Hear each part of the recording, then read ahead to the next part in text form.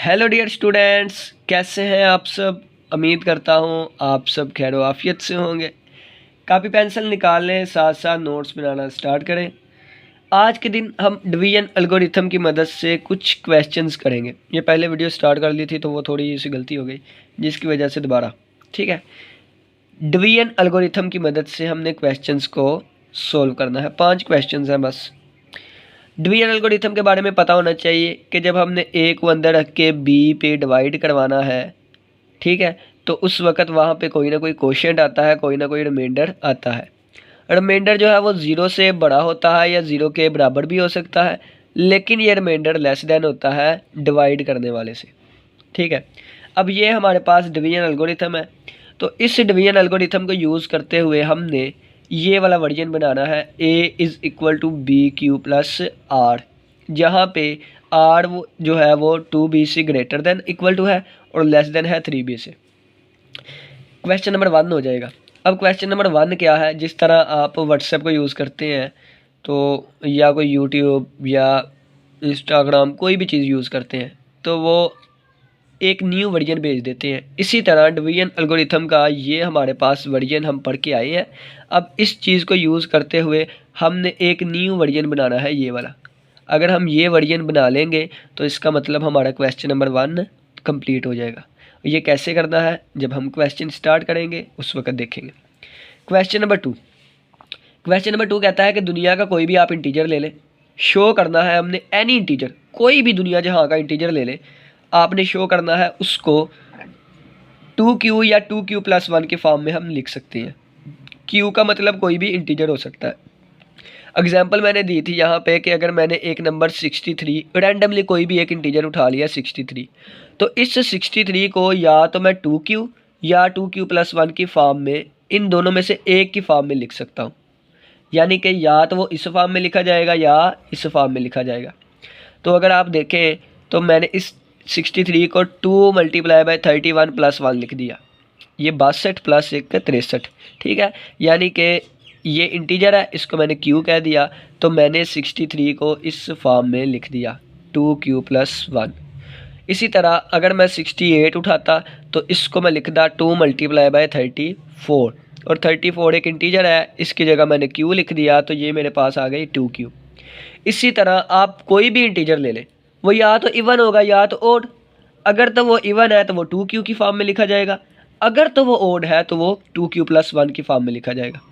तो दुनिया जहाँ का कोई भी इंटीजर ले लें वो 2q या 2q+1 की फॉर्म में लिखा जाएगा। ये हमने शो करना है बाय डिवीजन एल्गोरिथम, ठीक है। इसी तरह हमने शो करना है कि दुनिया का कोई भी इंटीजर है, हम उसको 3q+1 या 3q-1 की फॉर्म में लिख सकते हैं। वो जिस तरह मैंने एग्जांपल दी, अब 63 को लिखना था तो 3 × 21 इस फॉर्म में लिख लिया गया। अब 68 को लिखना था तो मैंने 3 × 23 - 1 इस फॉर्म में लिख दिया। इसी तरह और भी कोई नंबर ले ले, या तो वो 3 के साथ मल्टीप्लाई कराते हुए इस फॉर्म में लिखा जाएगा या इस फॉर्म में या इस फॉर्म में। ऐसा कोई भी इंटीजर नहीं है जो इन तीनों में से एक की फॉर्म में ना लिखा जाए, ठीक है। ये हमने शो करना है by using division algorithm. Question number 4 कहता है कि कोई भी ओड इंटीजर है, यानी कि जो 2 पे पूरा पूरा डिवाइड नहीं होता, कोई भी ओड इंटीजर है, वो या तो 4q+1 की फॉर्म में लिखा जाएगा या 4q-1 की फॉर्म में लिखा जाएगा, ठीक है। आप छोटी सी एग्जांपल ले सकते हैं कि फ़र्ज़ किया मैंने एक 17 ये वाला नंबर ले लिया 17, ये ओड है ना, या तो ये इस फॉर्म में लिखा जाएगा या इस फॉर्म में। तो 4 मैं कह सकता हूँ 4 4 जार 16 और +1, तो ये 4 हमारे पास इंटीजर है, तो 4q+1। देखें ये मैंने ओड इंटीजर को इस फॉर्म में लिख दिया। इसी तरह कुछ ऐसे ओड इंटीजर होंगे जो कि इस फॉर्म में लिखे जाएंगे। अगर मैं इसी की जगह अगर मैं 19 ले लेता, ठीक है, 17 से आगे वाला 19 होता है, तो उसको मैं 4 × 5 - 1 लिखता, यानी कि ये फॉर्म बन जाती 4q-1, ठीक। अब क्वेश्चन नंबर 5 को समझते हैं। क्वेश्चन नंबर 5 कहता है कि अगर b और m कोई भी पॉजिटिव इंटीजर है। पॉजिटिव इंटीजर क्यों है? क्योंकि हमने b और m से डिवाइड करवाना है। डिवाइड करने वाला कभी भी हमारे पास ज़ीरो नहीं होता। हमने कहा है कि when A is divided by B, जब ए को अंदर रख के हमने बी से डिवाइड करवाया उस वक़्त हमारे पास कोशेंट क्यू आता है और रिमाइंडर आर आता है। हमने शो करना है कि जब हम एम ए को डिवाइड करवाएं बाय एम बी से, when m a is divided by m b, then quotient हमारे पास क्यू ही रहेगा लेकिन रिमाइंडर हमारे पास एम आर बन जाएगा। जब ए को अंदर रख के बी पे डिवाइड करवाया, कोशेंट क्यू था, रिमाइंडर आर था, ये हमें गिवन है, दे दिया है। अब हमने शो करवाना है कि जब हमने एम ए को अंदर रख के एम पी पे डिवाइड करवाया, एम बी पे डिवाइड करवाया, उस वक्त कोशेंट क्यू है और रिमाइंडर एम आर है। ये चीज़ हमने शो करवानी। तो उम्मीद करता हूँ कि ये 5 से 6 मिनट जो हमारा क्वेश्चंस क्लियर करने पे लगे समझ आ गए होंगे।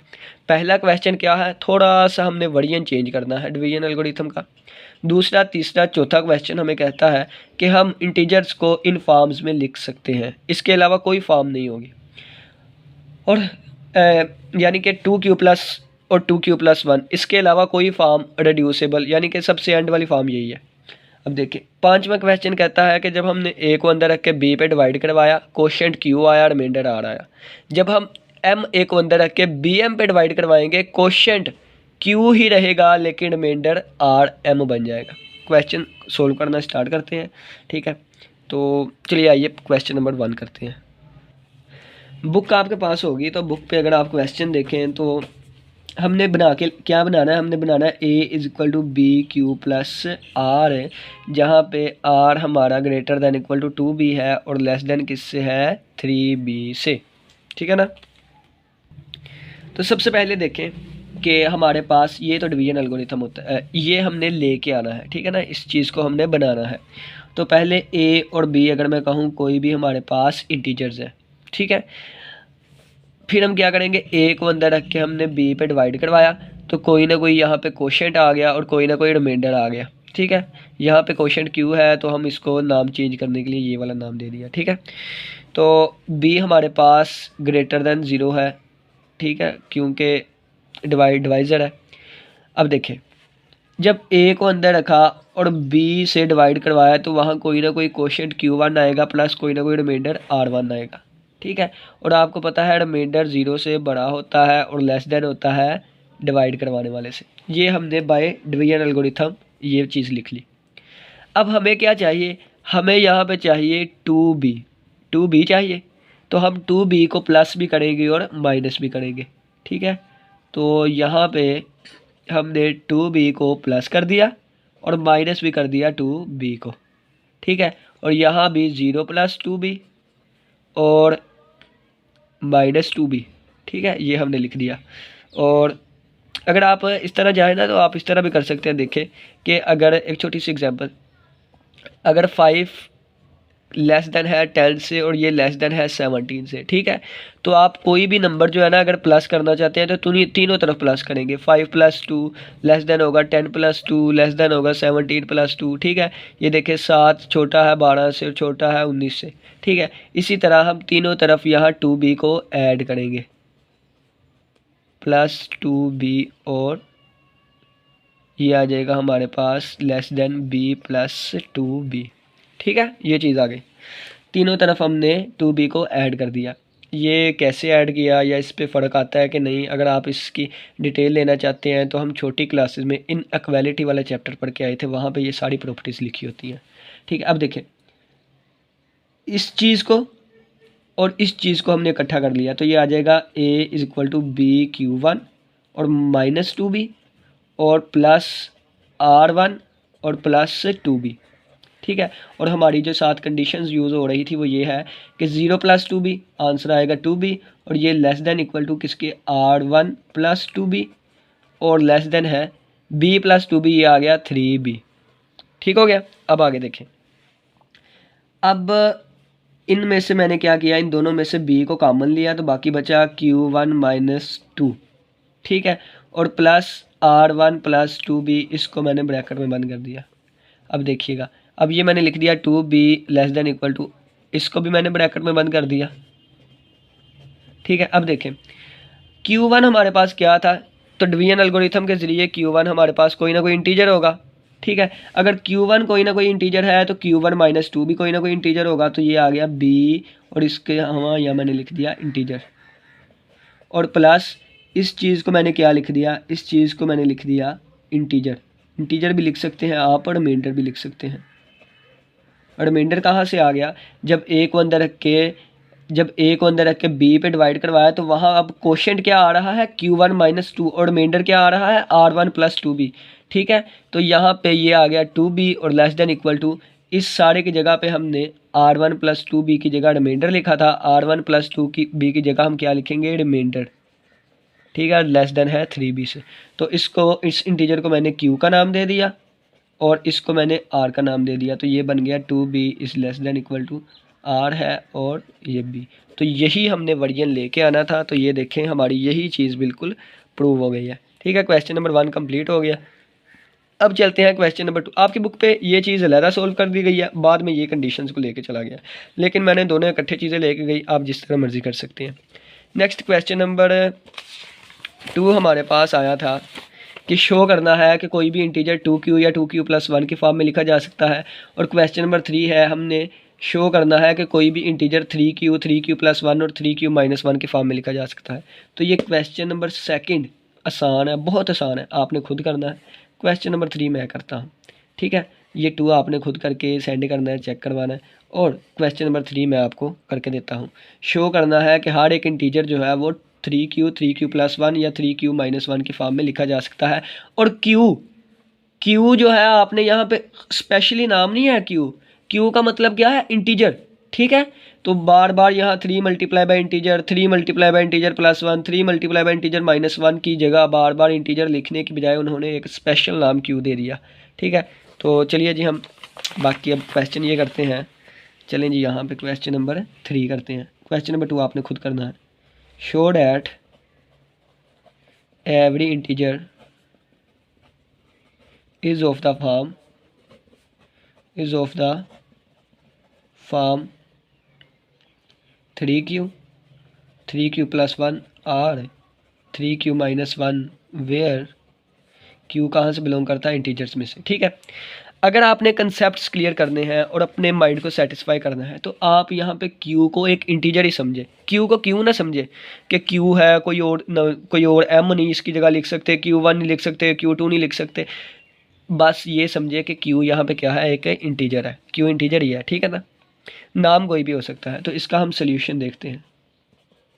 हमने शो करना है कि हमारे पास हर इंटीजर इस फॉर्म में लिखा जा सकता है। ठीक है, तो हम लेट कर लेते हैं, लेट n वो इंटीजर है, n की वैल्यू कोई भी हो सकती है, कोई भी एवरी इंटीजर हो सकता है। Let n be any arbitrary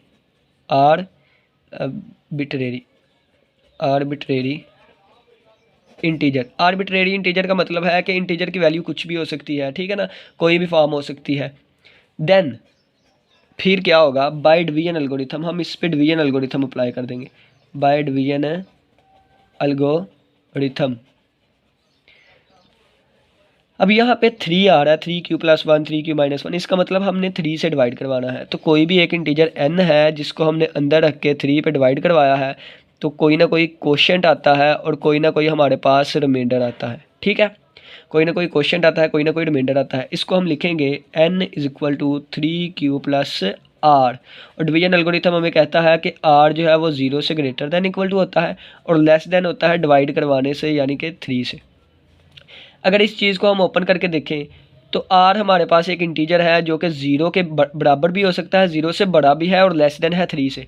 तो यहाँ पे R की वैल्यू 0 के इक्वल, फिर 0 से बड़ा 1 हो सकता है, 2 हो सकता है, 3 नहीं हो सकता क्योंकि इक्वल टू का साइन नहीं लगा, 3 से छोटा ही रहेगा। तो ये 3 वैल्यूज़ हमारे पास रिमाइंडर की आ गई। ठीक है, अब हम कहेंगे कि इफ़ अगर रिमाइंडर आ गया 0 के इक्वल, अगर रिमाइंडर आ गया 0 के इक्वल, तो ये चीज़ क्या बनेगी, n is equal to 3Q plus 0, यानी कि ये बनेगी n is equal to 3Q। ठीक हो गया। अब देखिएगा, एक फॉर्म हमारे पास आ गई, एक फॉर्म हमारे पास आ गई 3Q वाली। अब दूसरी फॉर्म में लेके आते हैं।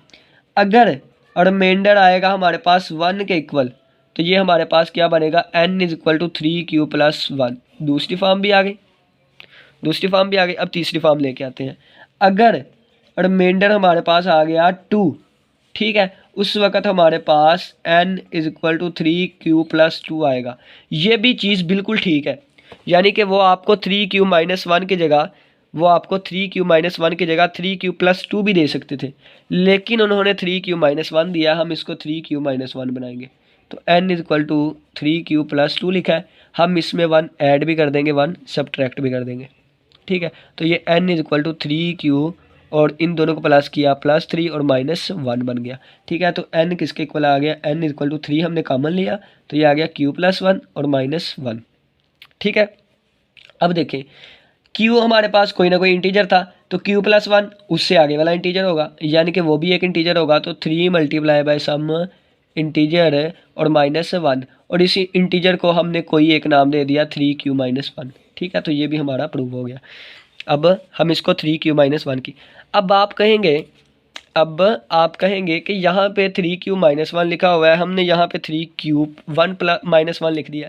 तो मैंने आपको पहले बताया था कंसेप्ट क्लियर करने का मतलब सिर्फ ये है कि q यहाँ पे एक इंटीजर है, यानी कि 3 मल्टीप्लाई बाय इंटीजर -1 है। वो इंटीजर कौन सा है हमें इससे कोई गर्ज नहीं है, इंटीजर कौन सा है कोई गर्ज नहीं है, बस ये है कि ये एक इंटीजर है।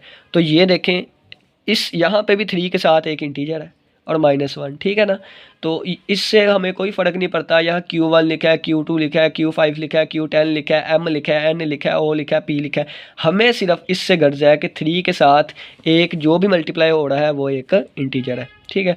तो हमने ये हमारा प्रूव हो गया कि अगर कोई भी इंटीजर n है, आर्बिट्रेरी इंटीजर है, कोई भी हो, वो या तो 3q होगा या 3q+1 होगा या 3q1-1 होगा।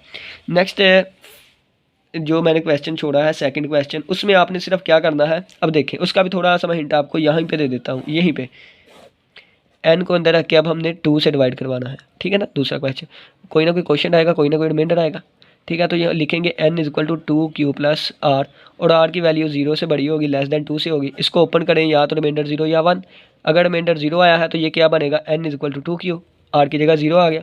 और अगर रिमाइंडर 1 आया है तो ये हमारे पास आएगा n is equal to 2q+ r की जगह हमने 1 पुट कर दिया, तो 2 फॉर्म्स बन गई, एक ये देखें जो आपने चेक करवाना था वो मैंने इतना सा क्वेश्चन सोल्व कर दिया। फिर भी आपने ना नीट करके जिस तरह पेपर में लिख के आना है, आप लोगों ने बुक पे प्यारा प्यारा लिखा होता है वैसे करके आपने चेक करवाना है, ठीक है ना। नेक्स्ट क्वेश्चन करते हैं हम, क्वेश्चन नंबर 4। क्वेश्चन नंबर 4 है, तो show that every odd integer is of the form, यानी कि कोई भी आप odd इंटीजर ले लें तो वो ये वाली फॉर्म में होगा, या 4q+1 के फॉर्म में होगा या 4q-1 के फॉर्म में होगा। इसका हमने सोल्यूशन करना है, ठीक है। और q हमारे पास कोई भी एक इंटीजर है। अब देखिएगा, अब देखें कि पहले हम दोबारा कहेंगे कि let n be any arbitrary constant, arbitrary integer, ठीक है। Let n be any arbitrary integer, n कोई भी आर्बिट्रेरी रीजन है, इंटीजर है, तो बाय डिवीजन एल्गोरिथम हम क्या लिखेंगे कि n को अंदर रखा। अब हमने किस पे डिवाइड करवाना है, 4 पे, 4 के डिवाइड करवाया, कोई ना कोई क्वेश्चन आया, कोई ना कोई रिमाइंडर आएगा, ठीक है। तो हम लिखेंगे कि n is equal to 4q+r, और r की वैल्यू हमारे पास 0 से बड़ी हो सकती है या इक्वल हो सकती है और लेस देन हो सकती है डिवाइड करवाने वाले से। इसको ओपन करेंगे तो 0, 1, 2 और 3 वैल्यूज़ आएंगी।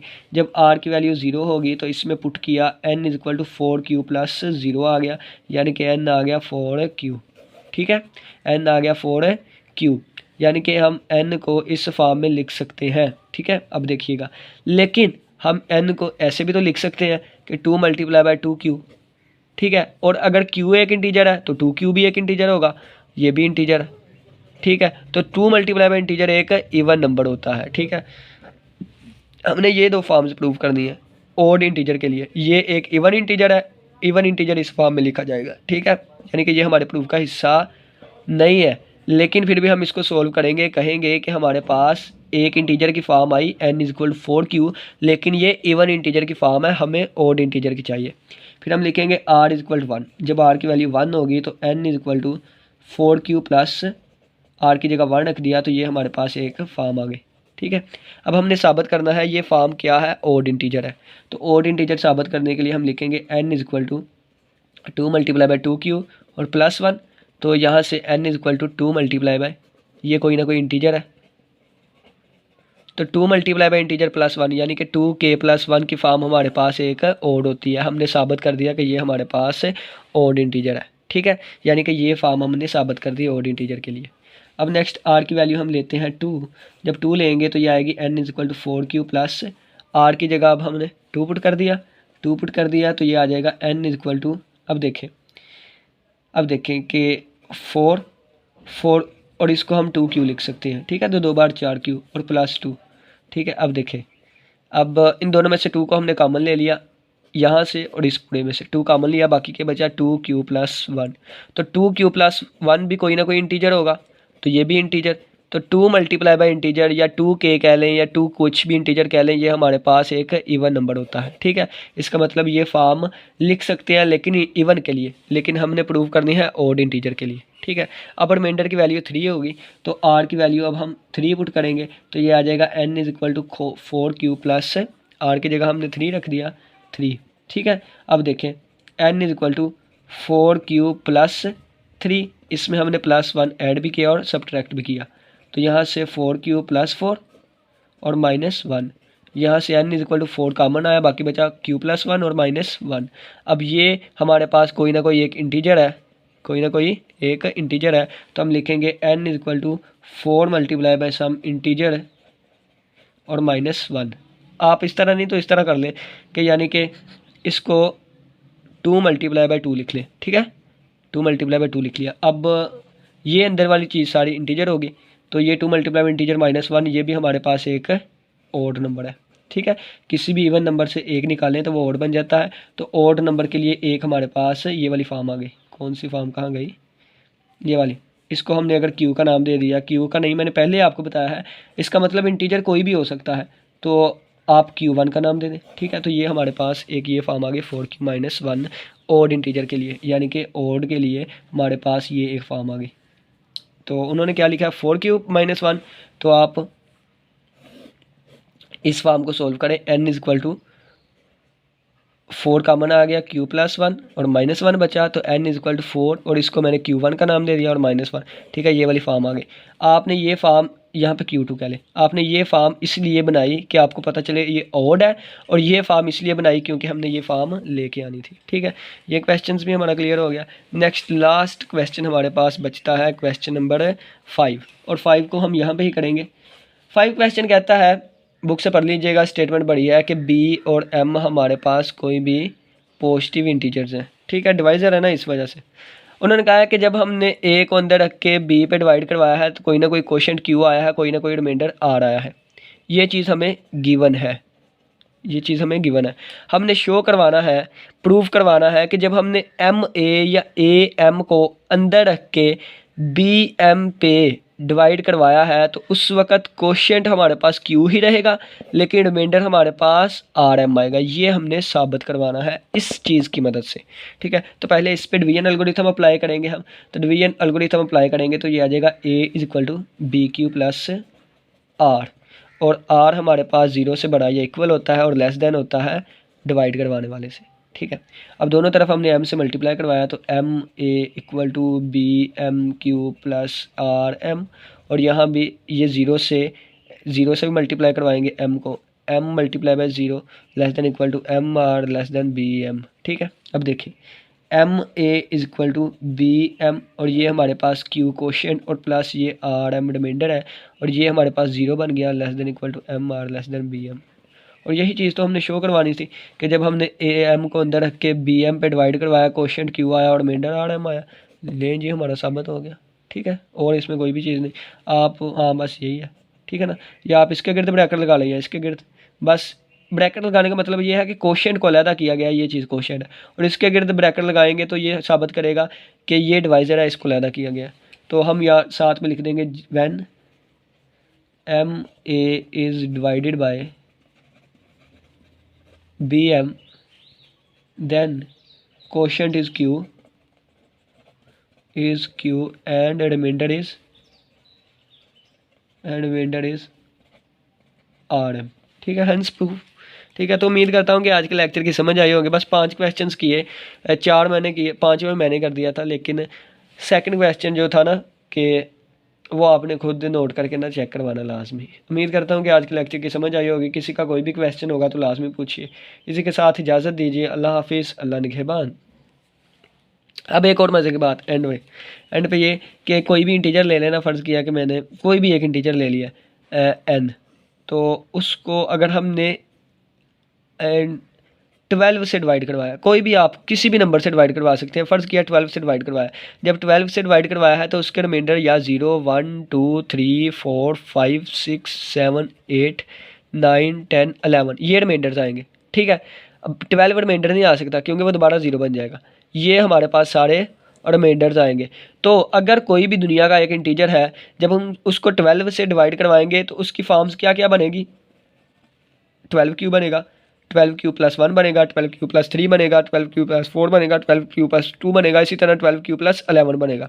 ठीक है, तो यानी कि अगर मैंने फ़र्ज़ किया कि 17 ही उठा लिया तो मैं इसको लिख सकता हूँ 12 मल्टीप्लाई बाय 1 प्लस बड़ा एक बार 12 5 17। ठीक है, यानी कि ये चीज़ इसी तरह दुनिया का कोई भी नंबर ले लें वो ये होता है। और इसको प्रूव कैसे किया जाता है? By using division algorithm. और यही क्वेश्चन हमने प्रूव किए, लेकिन यहाँ पे 2 3 और 4 से मल्टीप्लाई डिवाइड करवाया गया था। ये मैंने आपको 12 वाले की एग्जाम्पल दी। सही है ना, समझ आ गई। इसी के साथ इजाज़त दीजिए। अल्लाह हाफिज़, अल्लाह निगहबान।